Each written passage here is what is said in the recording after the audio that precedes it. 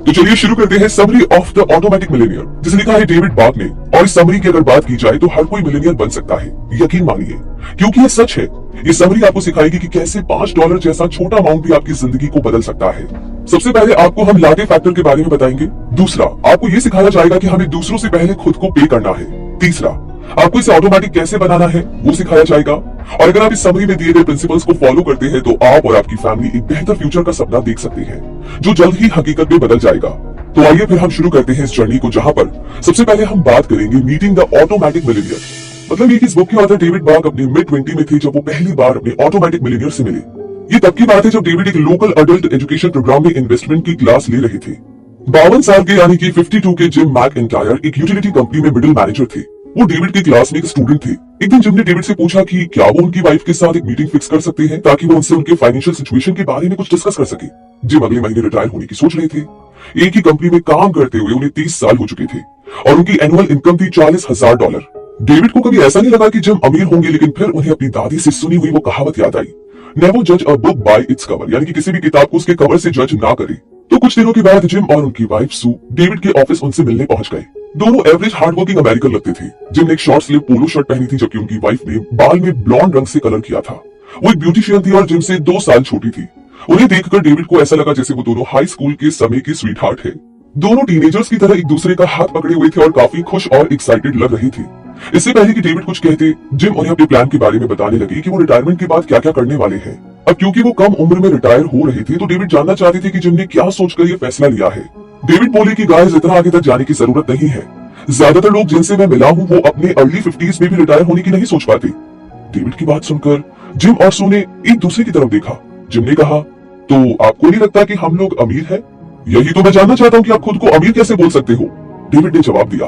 दोनों ने डेविड को अपने फाइनेंशियल डॉक्यूमेंट दिखा दिए। पहली चीज जो डेविड ने नोटिस की वो ये थी कि उनके ऊपर कोई कर्जा नहीं था, यानी जीरो डेट। मैकइंटायर कभी कोई उधार लेते ही नहीं थे।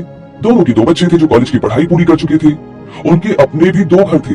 एक में वो लोग रहते थे जिसकी वैल्यू थी $4,50,000। उनका दूसरा घर एक रेंटल प्रॉपर्टी था जिसकी वैल्यू $3,25,000 थी। डेविड को ये भी पता चला कि उन्होंने अपने दोनों घरों का लोन भी पूरा पे कर दिया था। उनके रिटायरमेंट अकाउंट में जिम के पास $6,10,000 और सू के पास $72,000 का बैलेंस था। ये पैसा उनके 401 अकाउंट में सेव था, यानी कि इंडिविजुअल रिटायरमेंट अकाउंट। साथ ही उन्होंने $1,60,000 की म्यूनिसिपल बॉन्ड भी ले रखी थी और इसके साथ इन दोनों के बैंक के सेविंग अकाउंट में $62,500 कैश पड़ा था। डेविड हैरान थे। कुल मिलाकर के मैकइंटायर की नेट वर्थ $2 मिलियन के करीब पहुंचती थी, यानी वो अमीर लोग थे। उन्हें अपने इन्वेस्टमेंट पर इंटरेस्ट मिलता था और अपने रेंटल हाउस से हर साल उन्हें $26,000 की कमाई होती थी। अब डेविड की समझ में आया कि क्यों जिम जल्दी रिटायर होना चाहते हैं। डेविड उनसे काफी इम्प्रेस हुए। उनकी वेल्थ प्लानिंग का सीक्रेट जानना चाहते थे। क्या आपको कुछ खानदानी पैसा भी मिला है? डेविड ने पूछा। जिम ने कहा, नहीं, उन्हें अपने पेरेंट्स से कोई जायदाद नहीं मिली, बल्कि उनके पेरेंट्स ने उन्हें मनी मैनेजमेंट की नॉलेज दी थी। डेविड ने कहा, आपको पता है, हर हफ्ते मैं आप जैसे लोगों से मिलता हूँ जो मेरी क्लास में आते हैं। ऊपर से वो लोग अमीर लगते हैं पर उनमें से ज्यादातर गरीब होते हैं। उनमें से एक आदमी तो ब्रांड न्यू पॉश गाड़ी लेकर आता है और रोलेक्स की घड़ी पहनता है। उसके ठाट बाट देखकर डेविड को लगा वो काफी अमीर होगा। पर जब उन्होंने उसकी फाइनेंशियल स्टेटमेंट देखी तो पता चला कि उस आदमी को अपने $1 मिलियन वाले घर का $8 लाख का लोन पे करना था और उस पर $75,000 का यानी कि $75,000 का क्रेडिट कार्ड का उधार भी था। वो जो पॉश चलाता था वो उसने लीज पर ले रखी थी। ऊपर से उसे अपनी 2 एक्स बीवियों को पैसा भी देना पड़ता था और उसकी सेविंग अकाउंट में $1 लाख से कम पैसे पड़े थे। फिर आते हैं जिम और सू मैकइंटायर जैसे लोग जो फोर्ड टोरस चलाते थे और जिम आज भी अपनी 18 साल पुरानी घड़ी पहनता है। दोनों अपनी शादीशुदा लाइफ से खुश थे। उनके बच्चे भी सक्सेसफुल थे। कुल मिलाकर के उनकी लाइफ में कोई स्ट्रेस या टेंशन नहीं था। इसलिए जिन और सू जल्दी ही रिटायरमेंट लेने की सोच रहे थे। आखिर आपका सीक्रेट क्या है? डेविड ने पूछ ही लिया। तो कपल ने कहा कि डेविड पहले से जानते हैं कि सीक्रेट क्या है और वो ये सीक्रेट हर रोज अपनी क्लास में पढ़ाते भी है। तो जो पहला स्टेप है वो है खुद को पहले पे करो, यानी सबसे पहले खुद के फ्यूचर के लिए पैसा इन्वेस्ट कीजिए। जैसे आपको सैलरी मिले उसमें से कुछ % अपने 401 अकाउंट और बाकी के इन्वेस्टमेंट में सेव कर दो। सेकंड स्टेप आता है अपने लाटे फैक्टर पर नजर रखो। जो छोटे छोटे खर्चे आप रोज करते हो उसमें आपका काफी पैसा खर्च होता है। इससे बेहतर है कि इस पैसे को बचाइए और कहीं पर इन्वेस्ट कर दो। अगर आप रोज $5 लाटे कॉफी पर खर्च करते हो तो ये महीने का $150 और साल का $1,800 यानी कि $1,800 बनता है। अब आप खुद को शायद बोले कि भाई मुझसे तो सेविंग बिल्कुल नहीं होगी, पर अगर आप रोज की अपनी $5 वाली लाटे पीना छोड़ देते हैं तो आप साल का 1800 यानी कि $1,800 बचा सकते हैं। अब इस पैसे को आप कहीं भी इजीली इन्वेस्ट कर सकते हो। तीसरा स्टेप आता है इसे ऑटोमेटिक बना लीजिए। इसके लिए आपको विल पावर या सेल्फ डिसिप्लिन की जरूरत नहीं है। इसका सीक्रेट है कि ये ऑटोमेटिक सेविंग है। कुछ ऐसा अरेंजमेंट कर दीजिए कि हर महीने एक फिक्स अमाउंट ऑटोमेटिकली आपके इन्वेस्टमेंट अकाउंट में चला जाए। इससे पहले कि आपको बाकी चीजों पर पे करना पड़े, आपकी इन्वेस्टमेंट का पैसा पहले से कट चुका होगा। आपको सिर्फ एक बार ऑटोमेटिक सेविंग ऑप्शन सेट करना है, फिर अगले मंथ से खुद आपका पैसा इन्वेस्टमेंट अकाउंट में चला जाएगा। विल पावर और डिसिप्लिन ह्यूमन नेचर के हमेशा खिलाफ रहा है, लेकिन अगर आपने सेविंग ऑटोमेटिक कर दी है तो आपके पैसे फालतू खर्च नहीं हो पाएंगे। इस तरह आप खुद को पहले पे कर पाएंगे। किसी भी टैक्स या बिल को पे करने से पहले आपकी सैलरी आपकी 401 या इंडिविजुअल रिटायरमेंट अकाउंट में जा चुकी होगी। आप चाहो तो स्टॉक्स, म्यूचुअल फंड या इंडेक्स फंड में भी इन्वेस्ट कर सकते हो। जरूरी यह है कि आप इसे ऑटोमेटिक मोड में सेट कर दीजिए, क्योंकि यही तरीका है एक ऑटोमेटिक मिलियनियर बनने का। हम अगले चैप्टर में हर स्टेप पर डिटेल में जानेंगे। तो आइए बात करते हैं द लाटी फैक्टर के बारे में। ज्यादातर लोग सोचते हैं कि अमीर बनने का सीक्रेट है जल्द से जल्द पैसे कमाने के मल्टीपल तरीके ढूंढना। लोग अक्सर कहते हैं कि अगर मैं ज्यादा पैसा कमा सकता तो अमीर होता। आपने कितनी बार ये बात लोगों को कहते सुनी है? लेकिन उस आदमी से पूछ लीजिए जिसे पिछले साल ही इंक्रीमेंट मिली है, उससे पूछो कि क्या वो ज्यादा पैसे सेव कर पाया है। आपको जवाब शायद ना मिलेगा। क्यों? क्योंकि सच्चाई ये है कि जितना हम कमाते हैं उतने ही हमारे खर्चे भी बढ़ जाते हैं। लेकिन ऐसा नहीं होना चाहिए। चाहे अभी आपकी कमाई कितनी भी हो तो भी आप ऑटोमेटिक मिलियनियर बन सकते हो। जिम मैकइंटायर ने भी बेसिक सैलरी से शुरुआत की थी, लेकिन जिम कहते हैं कि ट्रिक यह है कि आप अपनी छोटे छोटे खर्चों पर गौर कीजिए। हम अक्सर गैर जरूरी चीजों पर रोज खर्चा करते हैं। हर एम्प्लॉय सेम लाइफ जीता है। वो काम पर जाता है, पैसे कमाता है, खर्चा करता है, फिर काम पर जाता है, पैसे कमाता है, फिर खर्चा करता है। ज्यादातर एम्प्लॉयज हफ्ते में 50 घंटे काम करते हैं, फिर भी उनकी सेविंग जीरो ही होती है। लेकिन अब हमें इस साइकिल को तोड़ना ही होगा ताकि हम खुद को फ्यूचर की गरीबी से बचा सके। जैसे एग्जाम्पल के लिए डेविड का एक दोस्त था गैरी, जिसे अपनी कंपनी में प्रमोशन मिलती गई और उसकी सैलरी $50,000 से बढ़कर $5 लाख तक पहुंच गई। लेकिन गैरी की इनकम बढ़ने के साथ साथ उसके खर्चे भी बढ़े। अब वो पहले से महंगे कपड़े पहनता था और उसने बढ़िया गाड़ी भी खरीद ली थी। उसे महंगे रेस्टोरेंट में खाने का शौक था और वो अपने वेकेशंस पर भी खूब सारा खर्चा करता था। असल में गैरी के पास सेविंग के नाम पर कुछ नहीं बचता था। इतनी अच्छी सैलरी के बावजूद उसे फाइनेंशियल स्ट्रेस रहता था, जबकि जब उसकी सैलरी कम थी तब वो ज्यादा खुश था। लेकिन ऐसा क्यों हुआ? वो इसलिए क्योंकि गैरी को अपनी हाई-फाई लाइफस्टाइल मेंटेन करने के लिए खूब सारा पैसा खर्च करना पड़ता था। उसे अपनी कंट्री क्लब मेंबरशिप की फीस पे करनी पड़ती थी। उसके बच्चे प्राइवेट स्कूल में पढ़ते थे, जिसके लिए उसे ज्यादा फीस देनी पड़ती थी। साथ ही उसने बच्चों के लिए नैनी भी रखी हुई थी। उसने एक बड़ा घर ले रखा था, जिसे खरीदने के लिए उसने लोन लिया था। गैरी को अब सिंपल लाइफस्टाइल की आदत नहीं रही थी, इसीलिए अब वो एक मुकाबले में फंस चुका था। ऊपर से उसके पास सेविंग के नाम पर कुछ भी नहीं था।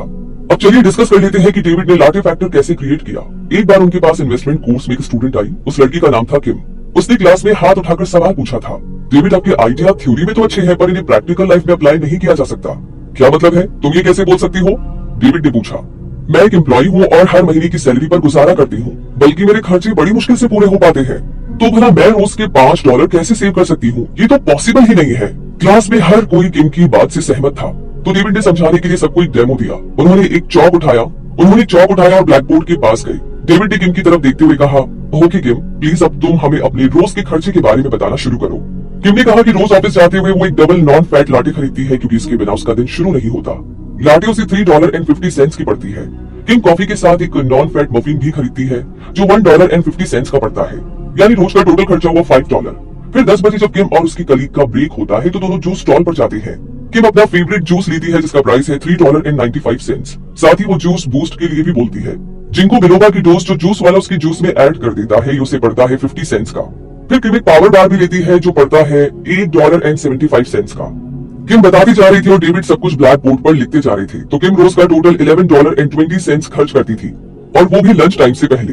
यही था उसका लाटे फैक्टर। अगर किम अपने छोटे छोटे खर्चों पर लगाम रखती तो वो आसानी से पैसा बचा सकती थी और उसे अपने रिटायरमेंट के लिए इन्वेस्ट कर सकती थी। जैसे $5 रोज के हिसाब से साल के $1800 हुए।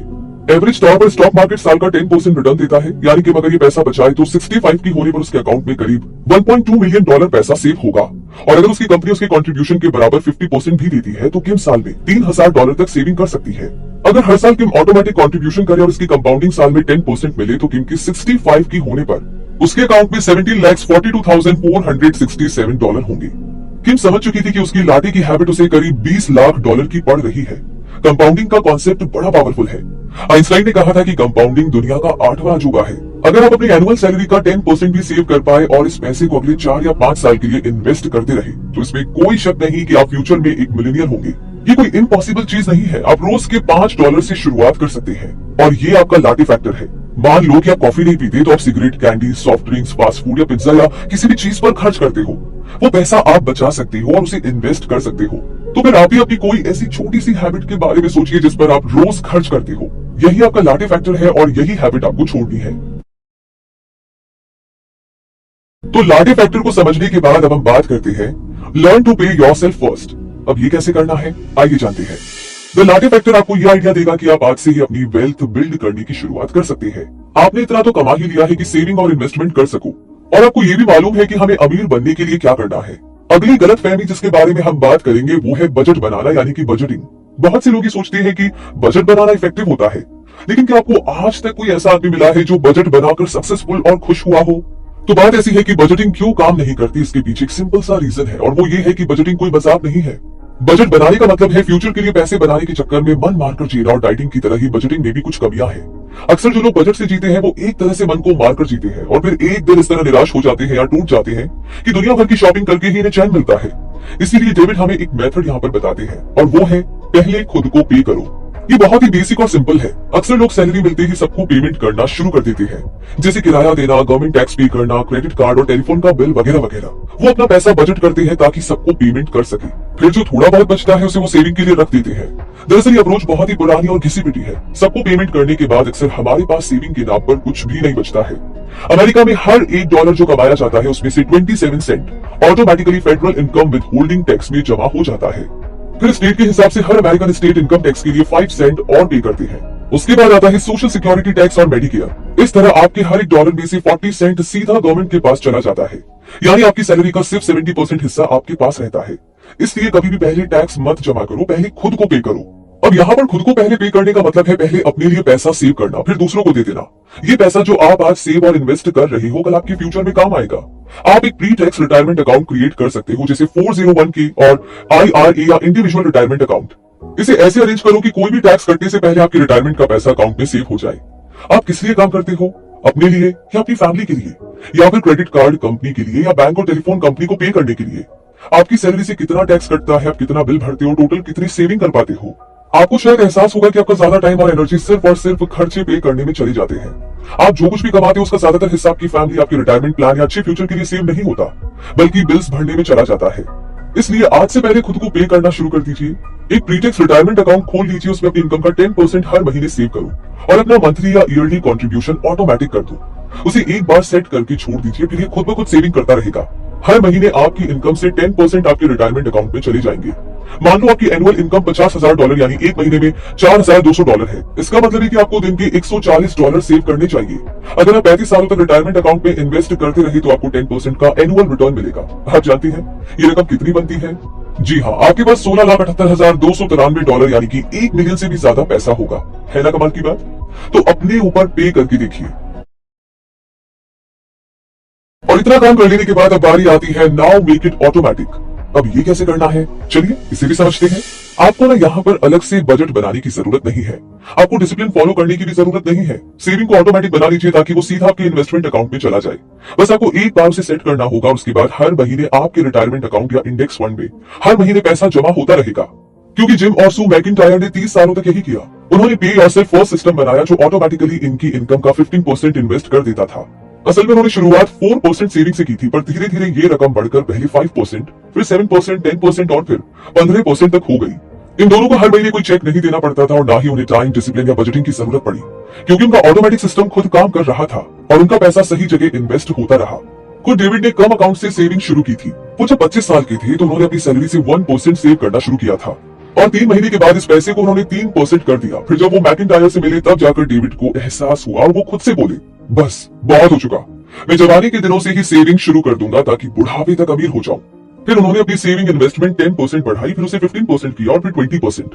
अब डेविड एक सुपर सेवर बन चुके थे, वो सब कुछ एडजस्ट कर पा रहे थे। उन्हें लगने लगा कि वो एक सिंपल लाइफस्टाइल अपना करके अपनी रिटायरमेंट के लिए और ज्यादा पैसा सेव कर सकते हैं। वो खुद पर हैरान थे कि कैसे वो कम पैसे में भी गुजारा कर सकते हैं। लेकिन डेविड कहते हैं कि एक बार अगर आपको आदत पड़ गई तो फिर कोई भी प्रॉब्लम नहीं होती। आप अपने फालतू के खर्चे कंट्रोल कर सकते हैं।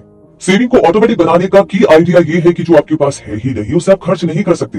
यानी अगर पैसा वॉलेट में रहेगा ही नहीं तो खर्च भी नहीं होगा। अब क्योंकि आपने सबसे पहले खुद को पे किया और अपने फ्यूचर के लिए इन्वेस्ट कर लिया तो आपका पैसा फालतू चीजों में खर्च भी नहीं होगा, है ना?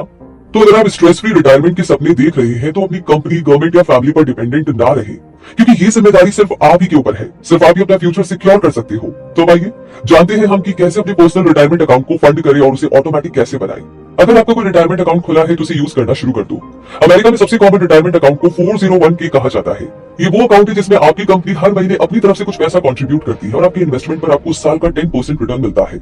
जब आप इस अकाउंट को ऑटोमेटिक करेंगे तो साल दर साल आपका पैसा कंपाउंड होता चला जाएगा और रिटायरमेंट तक आप एक मिलियनियर बन चुके होंगे। होता क्या है कि ज्यादातर एम्प्लॉइज सोचते हैं कि कंपनी उन्हें जॉब में रखने के बाद अपने आप ही रिटायरमेंट प्लान में डाल देगी, लेकिन इस भरोसे कभी ना रहे। अपनी जिम्मेदारी खुद लीजिए। अपने ऑफिस के ह्यूमन रिसोर्सेज यानी एचआर डिपार्टमेंट में जाइए और उनसे रिटायरमेंट प्लान के बारे में पता कीजिए। ऐसा अरेंजमेंट कर लो कि टैक्स का पैसा जाने से पहले आपका हिस्सा आपके अकाउंट में जाए और साथ ही एक फिक्स परसेंट सेट कर लीजिए जो आपकी इनकम से कटता रहे।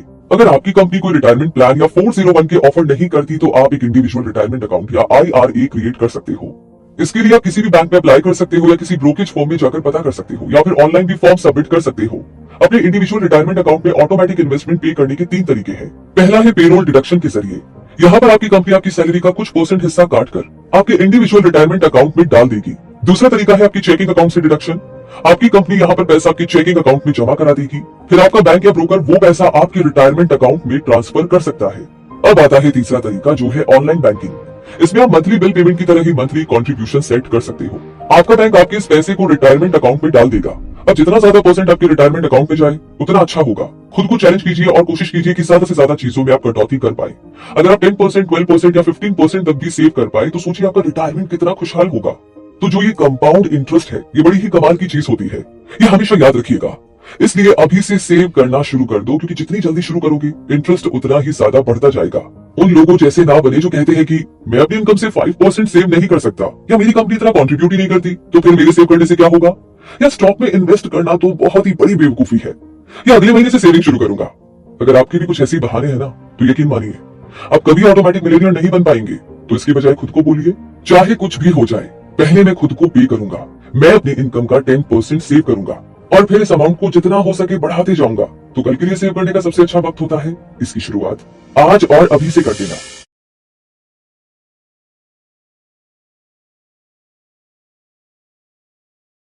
और इसी शुरुआत के साथ इस समरी की एंडिंग होने वाली है, यानी कि इस समरी के कंक्लूजन का समय आ गया है। तो जो मुद्दा मामला ऐसा है कि आपने समरी में ऑटोमेटिक मिलियनियर यानी कि जिम और सू मैकिंटायर की कहानी के बारे में जाना। उनकी तरह ऑटोमेटिक मिलियनियर बनने के लिए आपको 3 क्लियर स्टेप्स को समझना होगा। सबसे पहले तो अपना लाटे फैक्टर पता कीजिए। ऐसी कौन सी छोटी सी हैबिट है या ऐसा कौन सा छोटा सा खर्चा है जो आपकी डेली रूटीन में शामिल है। इस हैबिट को आज ही छोड़ दीजिए और जो पैसा खर्च करते हो उसे अपने रिटायरमेंट अकाउंट में जमा करना शुरू कर दो। दूसरी चीज, पहले खुद को पे करो फिर दूसरों को करो। अपनी इनकम का कुछ हिस्सा अपने इन्वेस्टमेंट अकाउंट में डालना शुरू कर दो। गवर्नमेंट टैक्स, क्रेडिट कार्ड या टेलीफोन कंपनी को बिल पे करने से पहले खुद के फ्यूचर के लिए कुछ पैसा बचाइए। तीसरी चीज, अपनी सेविंग को ऑटोमेटिक बना लीजिए। एक बार में ही ऐसा अरेंजमेंट कर लो कि अगली बार जब आपकी सैलरी आए तो उसमें से कुछ पैसा सीधे आपके रिटायरमेंट अकाउंट में ऑटोमेटिक जमा हो जाए। अगर आपने ये सेटिंग कर ली है तो उसके बाद आपको अलग से बजट बनाने की या खुद को डिसिप्लिन करने की जरूरत नहीं पड़ेगी, क्योंकि पैसा अगर वॉलेट में होगा ही नहीं तो आप खर्चा कहां से करोगे। अब जबकि आप समझ ही गए हैं कि ऑटोमेटिक मिलियनियर बनने के लिए हमें क्या करना है, तो बस अब कंपाउंडिंग इंटरेस्ट को अपना काम करने दो। रोज के $5 सेव करना शुरू करो, खुद को पहले पे करो और सेविंग को ऑटोमेटिक सिस्टम पर डाल दो। आपको बस इतना ही करना है, क्योंकि इसके बाद तो आप आराम से बैठकर एक स्ट्रेस फ्री और खुशहाल रिटायरमेंट लाइफ जिएंगे। और इसी कमाल की बात के साथ ये समरी यहीं पर कंप्लीट होती है।